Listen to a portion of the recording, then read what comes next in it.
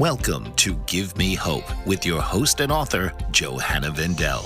Come join the conversation as Johanna focuses on sharing impactful personal narratives of loss. Her platform provides a safe space for individuals to express themselves, find comfort, and build connections as they navigate their grief journey.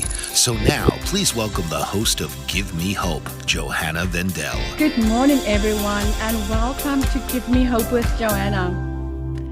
Today, I have a special person in my studio, and if I have tears today, you're going to have to excuse me because his story is so overwhelming that I was so excited when he reached out to come tell his story to me. I'm not going to speak long, but what I wanted to say is I hope everyone have an amazing new year. Happy New Year. Mm. And may all your wishes and all your dreams come true. And may God always keep his hand over you and your family and your loved ones. I bless all of you out there. Happy New Year, everyone. Let's welcome John today. Hello, John. Good morning. How are you? I'm very well, thank you. Thank you for joining me. Oh, it's not. It's my pleasure. I'm really excited to be on your channel and get to talk to you and all the authors out there and just people curious about the show. So I really appreciate the opportunity. You are very welcome. John, would you like to start to tell the people more about yourself?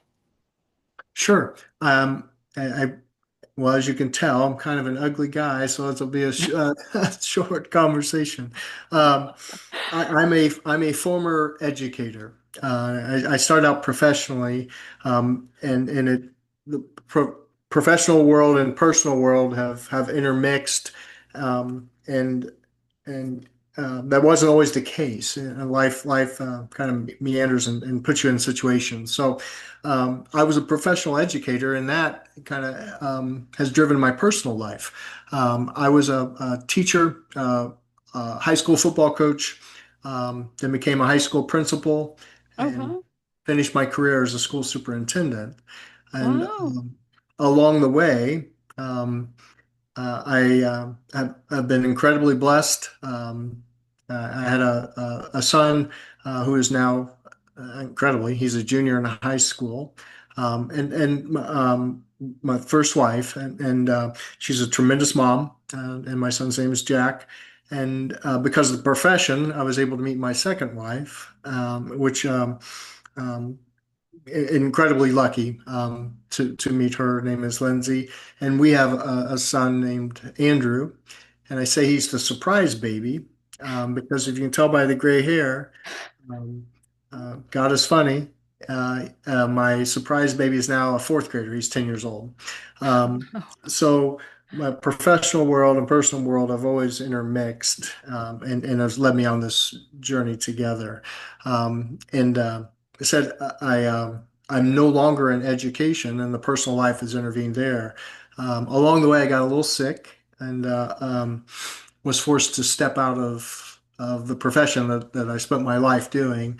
I say I got a touch of cancer along the way, and for everyone out there that and when I do public presentations now, I always ask who knows someone who has had or is dealing with cancer. Every hand goes up. You know, the room is always full. And it's a insidious disease that impacts way too many people. Um, I always say it has one job. Cancer has one job. It's there to destroy. Its only job is to kill and destroy and take things away. And it's taken some things away from me. And I'll get into some of the uniqueness, I think, of the story, but it's caused me to have to reinvent myself more than once because through the treatment and through the attack on the body, I wasn't able to continue at the level necessary Mm. um, that's required to be a superintendent of an entire school corporation. Um, the cancer Yes. kind of took that away from me. Yes. It definitely makes you weak and it makes you feel like you don't want to get up in the morning and when you work with so many children and school and all of that, you need strength to do all of that. And cancer, like you said earlier, it's a killer, and we do not wish that upon anyone. What kind of cancer did you have? I have I will use one swear word in this presentation. So I have it's called stage 3 rectal cancer, and I tell people I can assure you it is literally a pain in the ass. um, um, and I as this is air when this airs, I'm going to knock on wood right now. There's a really strong chance by the time this airs that I'm going to be incredibly called a cancer survivor. Um, that was not the original prognosis. We were as far opposite that as possible. I was told to get my affairs in order, as I began the journey. Um, and we'll get to this part, but Yes, some of my people in my life were not as lucky as I've been. yes. Would you like to tell us about your friends in your life, and how long you guys have known each other, and a little bit of good memories? Tell me about them a Sure, little. sure. I tell people when I do public speaking now, I said this is the part of the story that people don't believe. Hollywood wouldn't write a story because it's not believable. Think you're making this up. So my beginning of my teaching career had two friends that were also teachers in the same building with me, and I would began my career as a high school teacher. My friend Keith and my friend Aaron, and we all basically started our careers at the same time, basically at the same school. And I really don't know why, but my room became kind of the hangout room before school started, before the kids would come in. We would kind of hang out in my classroom, and I tell people that's where we really became friends. And I didn't know it along the way, but we And what learned. year was that? So that would have been in the early 90s, 94, 95, in Okay. that time. And just by our friendship, we kind of learned how to be teachers together, and we evolved. Learned how to be husbands, learned how to be fathers, and we were amazing about giving each other heck. I call it foxhole friends. The Mm, friends that will get in the mud and muck with you, doesn't matter what's going on. They're also the friends that can give you a hard time, but nobody else better, right? If they hear someone talk about you and you're not in the room, they're going to stand up for you. And mm. I had two of those guys. What makes it interesting is all three of us got the same cancer within a 10-month window. We had moved on in our careers, and we were not all teaching together anymore. Had different schools and different roles, but Keith was diagnosed first with the cancer. Aaron was second, and I brought up the tail end. Um, What cancer did Keith, the first one, all have? all had colorectal cancer. We all had the same stuff. Oh my word. Yeah. Um, That is almost, like you say, unbelievable, you know? yeah. Yeah. You know, three dads. Keith had three boys. Aaron had a boy and a girl, a daughter, and different age brackets, but from elementary school and all the way up to college. With our backgrounds. Um, so for three of us to go at the same time, we're having similar treatments. We're a good support network for each other because we could understand what was going on. What year was that when you guys all got that? 2020. Um, Oh, so 2019 to 2020. Um, And then, obviously the world changed a lot in 2020. Do they say that it is stress that brings things on like that? Because for you all to have the same cancer, it's Right. some kind of maybe the same kind of stresses, you know. We always said we needed Aaron Brockovich, to find out if the water was bad. It wasn't. Absolutely, stress was probably played a part of it. All three of us were coaches and teachers, and um, I've just come to grips with it. It's just one of those oddities in life, but it forever linked us together. Yes. And if Tell me anyone something, tell me something good and funny about the first one. So Keith, I when I do my talks, I say Keith was the nicest of the three of us by far, um, and I don't think all the other two were not bad people, but Keith was just above and beyond, right? Um, What do you he think made him special? he just had that empath gene, very empathetic, um, and of course, Aaron and I would make fun of him and tease him because that's what we all did. But and he took it Boys will be everything good nature. boys. Exactly. I think this tells a lot about Keith's talent level. He went on to become a high school principal, and in the state of Wow. Indiana, he was recognized as the Indiana State Principal of the Year, and one That's year, I can't remember the amazing. year. What Um, year was that? I think it was 2015, 2016, something like that. Wow. Um, and he was just an excellent leader, excellent administrator, just an excellent educator. Mm. Um, so I don't have a funny story about Keith. I'm sorry. He was serious about his Yeah, life. yeah, he was. He was the one that tried to keep us in line, and that Uh, kind of guy.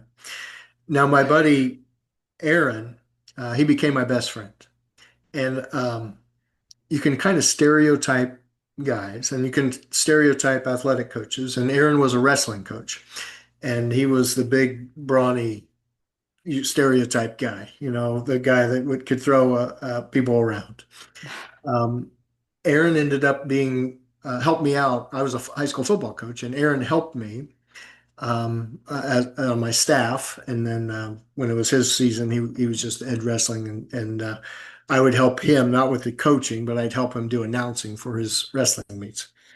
Um, the story I can tell, because this is absolutely a family program, the story I can tell and I share in talks is um, uh, I'll shorten this. I had left to go work a football camp, mhm. and I had in the summer, I'm a young teacher and had no money, so I bought a inflatable pool at Walmart or something, and I put it in my driveway because I didn't want to kill the grass, and Mm. had no money for vacations. That was my summer. I left for a clinic. I came back and my pool's gone, and I didn't put anything together with it. I thought it a storm. Something happened. We came back and we had a teacher day. When school starts, there's usually a day of preparation for teachers. I go in my classroom and the floor, the carpet is wet. Still don't put two and two together. About that time, my friend Aaron busts through the door and yells, "You didn't tell me there was a hole in your pool." He had stolen my pool, taken it to the school, gotten in my classroom, filled it up with water. He had help, but um, the pool had a leak.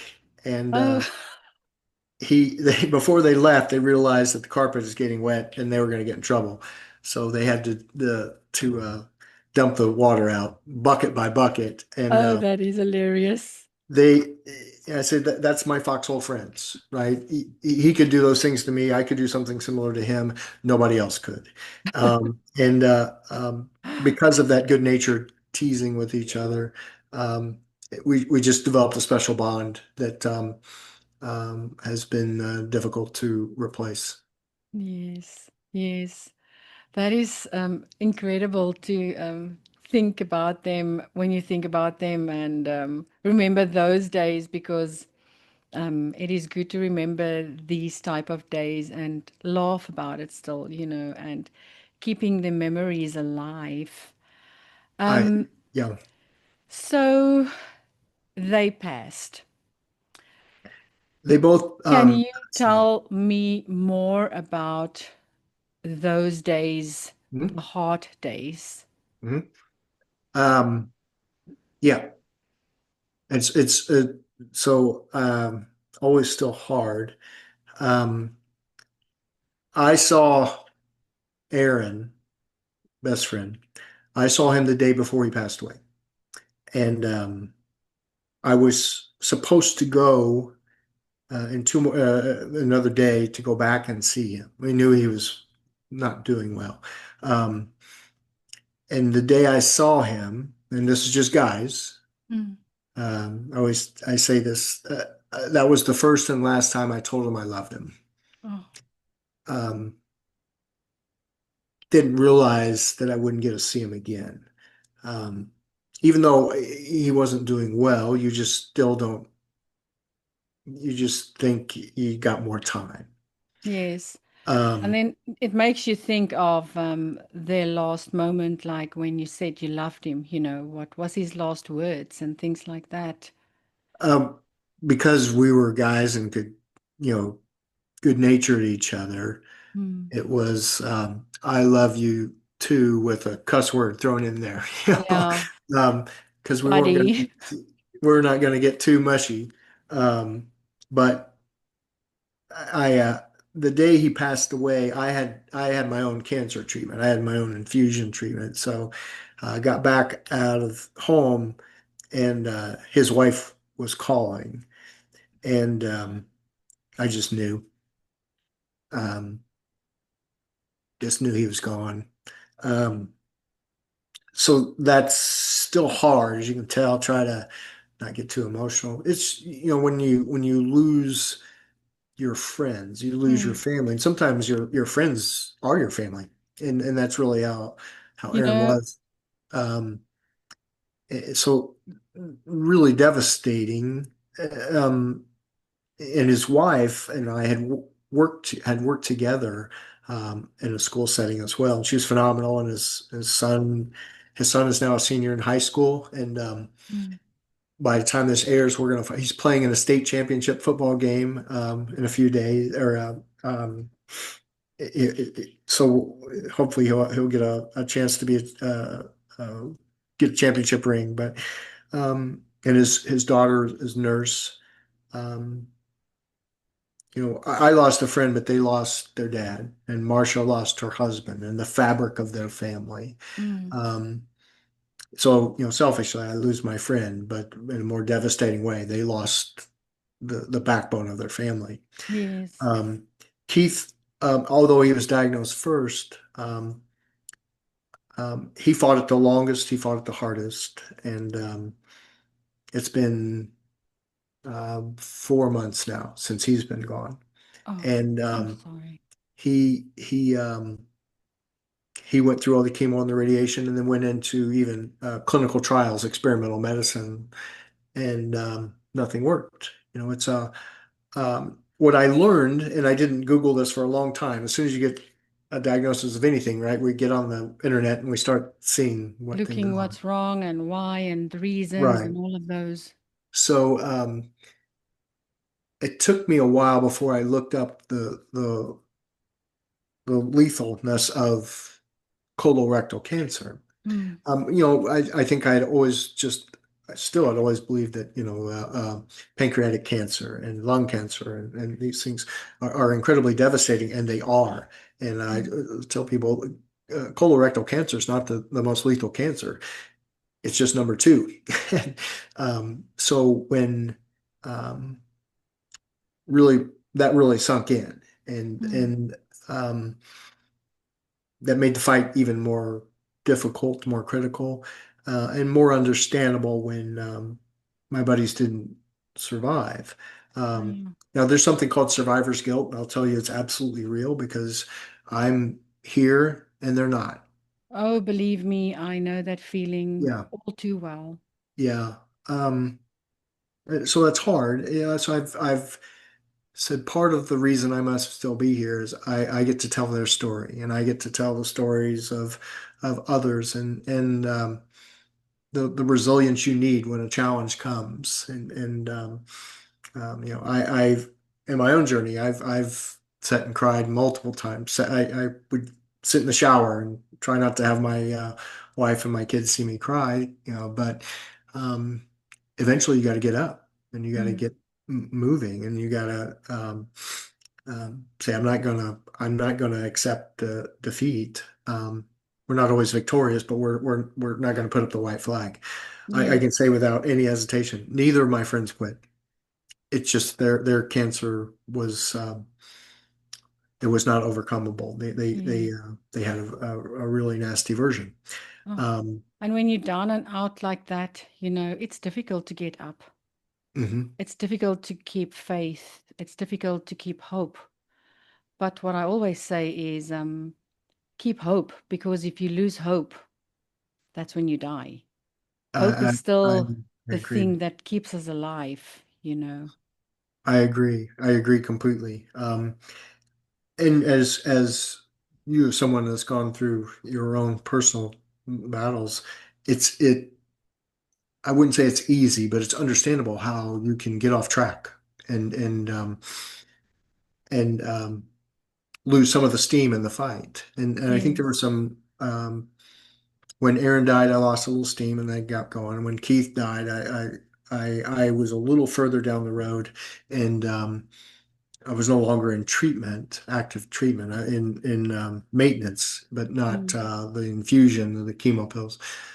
So I just felt better. But um, when you're when the I think it's human nature. You pay attention when you have an illness. You pay attention, especially with cancer, when someone else passes away. When a Mm. celebrity passes away, you're paying attention. When Yes. the friend of somebody passes away, you pay attention and you realize how lethal and how um, deadly, same words, this stuff is. Yes. And then what you realize later is how precious life is. Yes. Because if you have not lost anyone close to you yet, you have no idea how it feels to lose someone. And you have no idea how you should appreciate life today, because you have today. And when you lose that someone special and friends or a family member, like a sibling, a father, mother, um, it is undescribable, the pain Yeah. that you have to carry. Um, After losing my mom, my dad, my three sisters, and my brother, Mm. I am officially the oldest sibling. As of December 2nd, I was officially the oldest sibling Mm. alive. Now, I mean, think about it. Yeah. Five children. I'm 52. Yeah. It is crazy to think that they had such short lives, Yeah. and you realize how precious life is when you lose those people, and it's difficult to get up. Yes. Difficult to get up. Yeah. Before we go into the rest of your story and your book that you wrote, let's take a short break, and we'll be back after the break and we'll hear the rest of your story. Yes, ma'am. Stay tuned. We'll be back soon. Hey there. Pause for a second. If you've ever felt like you're walking through a storm, completely alone, if you've ever felt the weight of grief or the sting of a setback that just seemed too big to overcome, then I want you to know you're in the right place. My name is Johanna Vendel, and I've created a space for people just like you, and for people just like me. For years, I've had this deep calling to connect with others on a level that goes beyond the surface. I'm a Christian podcaster, and my mission, my absolute passion, is to find and share the most incredible, impactful stories of real human beings. Think about the toughest moment in your life, the one that brought you to your knees. Now imagine hearing from someone who went through something just as shattering, and not only survived, but found a way to stand up again, stronger, and with a renewed sense of purpose. That is what my new YouTube channel is all about. I sit down with people from all walks of life, people who have stared adversity right in the face. We talk about the raw, unfiltered reality of their struggles. We talk about grief, not as something to be quickly fixed, but as a journey to be navigated with grace and courage. We go into the dark places, the moments of doubt, the times they wanted to give up. But here's the beautiful part. We don't stay there. Through their incredible testimonies, we uncover the turning points. We find the flicker of light in the darkness. We discover how their faith, their resilience, and their community carried them through. And in every single story, without fail, we find hope. A powerful, unshakable hope that can only be born from walking through fire. These aren't just interviews. They're conversations that breathe life back into weary souls.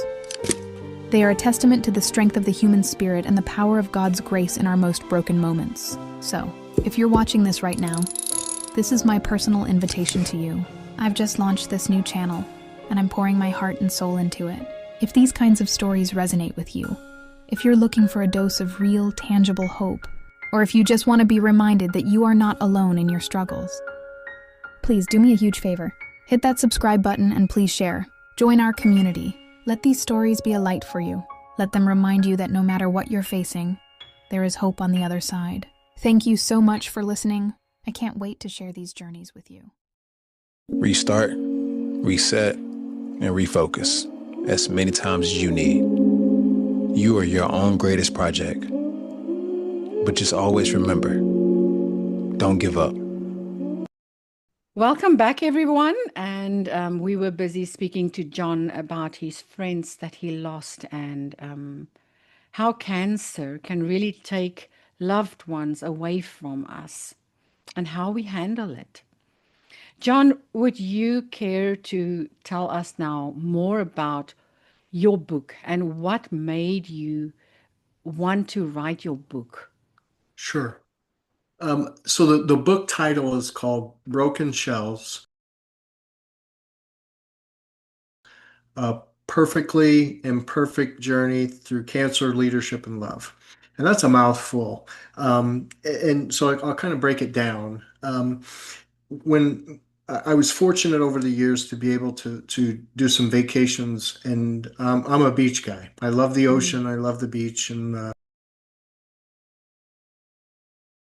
warm weather. And I live in Indiana, and we have no beaches. And right now there is no warm weather, so I'm misplaced. But when I would get to the beach, I would always try to find the perfect shell.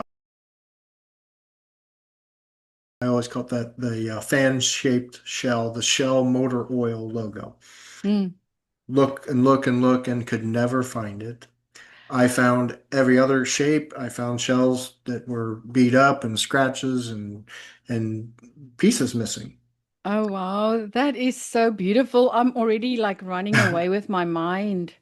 So I was sitting in the cancer infusion chair and pretty early in the journey, and I'm looking around, and everyone's at different stages of the journey, and Mm, um, and I really hope most people don't know this part. They've never had to experience it, but the longer you go in the with the chemo, the more beat up you are. mm. And so I'm looking around and just tell there's people that have been taking the chemo a lot longer than I have, and it just clicked. You know, why did I always pick up these shells, and what did it mean? And it just clicked, and it's all of us. We are all broken. We are all in different shapes and sizes and colors, and it's not just cancer. You know, it's diabetes, it's depression, it's Yeah. divorce, it's we all have our own stuff, Yes. and we all Oh, have that's our so own brokenness. beautiful. And so I would say, you know, we're perfectly imperfect the way we are, and and what we're going to do with that journey. So my wife and I, part of my, I think my therapy is I would write some blogs, and my wife is a incredibly talented writer, and she had already written a book herself, and we kind Wow. of teamed up, and I would write a lot about my cancer experience, and she would write some chapters here and there about being a caretaker, you know, caregiver for me, and we kind of went back and forth on this and on the cancer section, and then we got to the leadership section. That it was more about my experience um, being a leader as a principal, and then I it was just Murphy's Law and timing. When I became a superintendent, that's when COVID hit. and the world changed, and schools all across the world had to quickly adjust, and we didn't adjust very well. It comes out. We did the best we could at the time, Mm. but as a leader, trying to solve impossible problems um, while going through cancer treatment, that was a lot, and Mm. we talk about that. Portion of the book is love, and I say it's not the lovey-dovey Hallmark Hallmark channel. Mm. It's the love of that, your vows of in sickness and in health, and how you were there for each other, and she was there for me, and in ways I hope I was there for her, because there's a lot of mental anguish, a lot of physical anguish that caretakers give. They have no days off either. A cancer patient has no days off, and neither does the caregiver.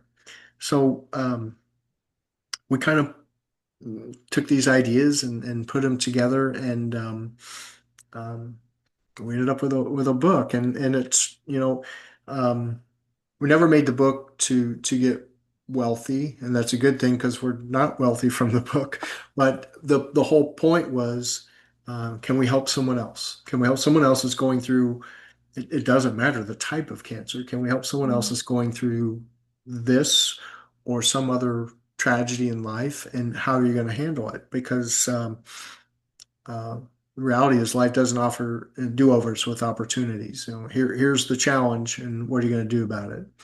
And we had to multiple times, um, very quickly, quietly, and pivot from what we thought was going on Mm. to what we needed to do. And some days they were good news, and some days they were bad news. And we started out the journey with me being told that this is pretty aggressive cancer, and the success rate for dealing with this is pretty low, and you Mm. need to get your affairs in order. And when you're your dad, you got two young kids and a beautiful wife, and you're told that, um, that's a lot to process. And it's not like we had Definitely. a massive estates to get ready. It's just the thought process of, I'm not going to be there for them. Mm. So we had it's in the book, and I when I do public speaking, I talk about this story because um, my son, when I was going through this, was in kindergarten at the time, and they had an assignment, and the assignment was make a time capsule, and in the time capsule they wanted notes from family members, including myself, Yeah. and I okay, I'll write the note, and it took me a couple days before it dawned on me. At that moment, when I wrote that notes, we were on the impression they're going to open it when he graduates. So several years down the road, uh, I wasn't projected to be there. So you're writing a note to your son, um, that you don't think you're going to be there for him to read. Oh. Those are gut punch moments in life, and there's no hiding from Mm. those moments. You Because have you to. you literally preparing to die, Yep, yep, because your friends all just died, and yep. you also now think that you're going the same way, and your life is difficult. You need to prepare for those things, and to write a letter to your son.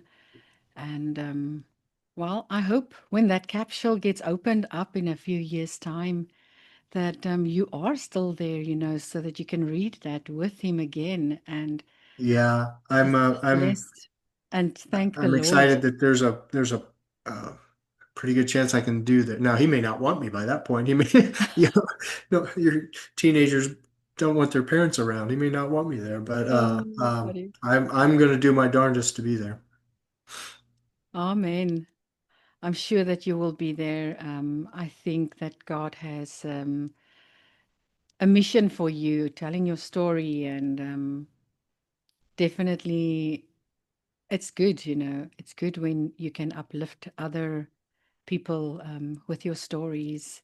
Thank you. Um, I Amazing. there are 1,000 cancer stories and who knows how many books out there. So we don't think ours is unique in that regard.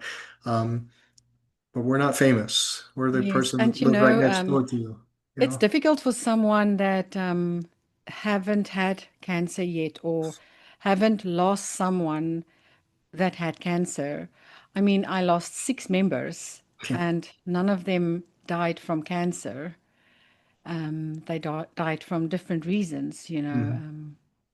And for me, I know I've had a few friends that has lost family members through cancer, and you see how they are basically eaten up, you know, Mm. and the body sh- change and they lose weight. And I always just pray for cancer people, and not just for cancer people, but especially the people who knows that they are going to die. My heart goes out to those people because I don't think I ever want to know that I'm going to die. I know I'm going to die, but I don't Right. want to know I'm going to die in 1 month or 2 months, or I don't want to know. I think if God must take me, he must just take me. I don't Yes. think I would want to live a life like that. So I take my hat off for you to get up from there, John. That is amazing. I am Uh, so, so glad that you are still with us now to tell the story. Thank you. Amazing doctors, amazing nurses. And I'm not foolish to believe that this isn't, you know, God stepping in and saying, not yet, not yet, not yet. And um, there have been some moments where you're thinking, why not now? Why not? Or why me? You know, why Yes, am I the absolutely. last one standing? That's mostly my question sometimes. Absolutely. Yes. And I know Um, you understand that too. I think I said at the beginning, my friend Keith was the nicest and Aaron was the toughest and the strongest. And here I am.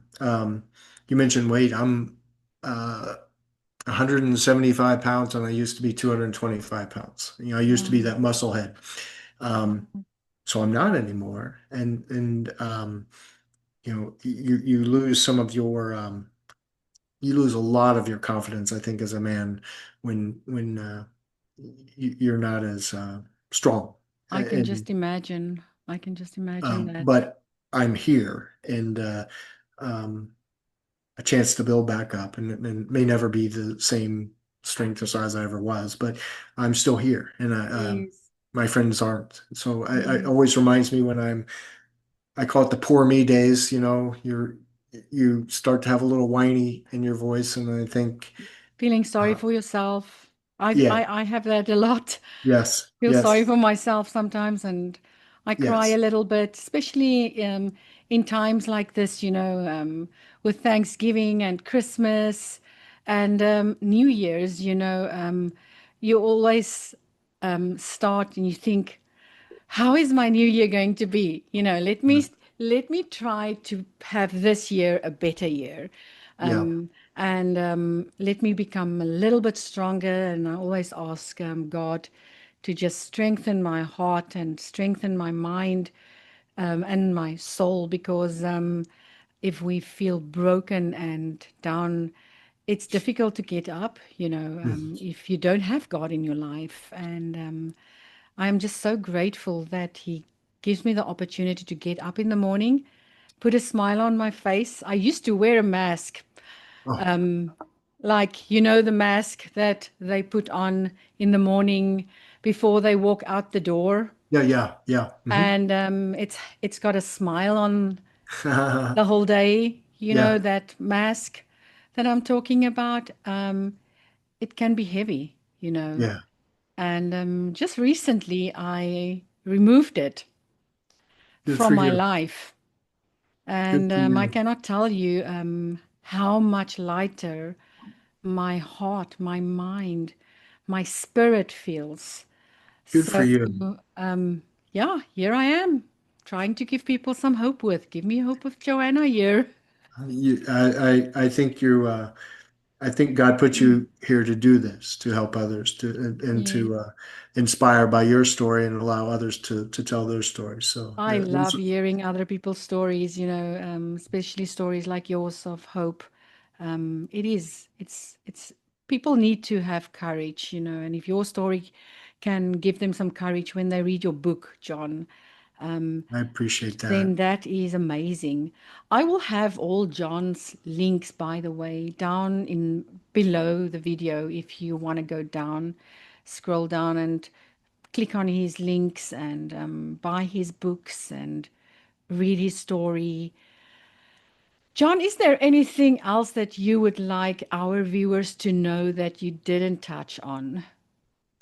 Um, I'm gonna it kind of segues into this, and I've started on book number two, but when I say I started, I have the outline and 1.5 chapters, so a long way to go.